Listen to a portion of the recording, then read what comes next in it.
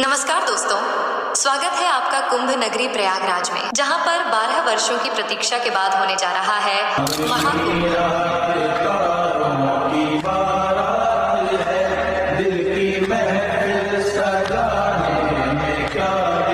नमस्कार दोस्तों, स्वागत है आपका कुंभ नगरी प्रयागराज में, जहां पर 12 वर्षों की प्रतीक्षा के बाद होने जा रहा है महाकुंभ।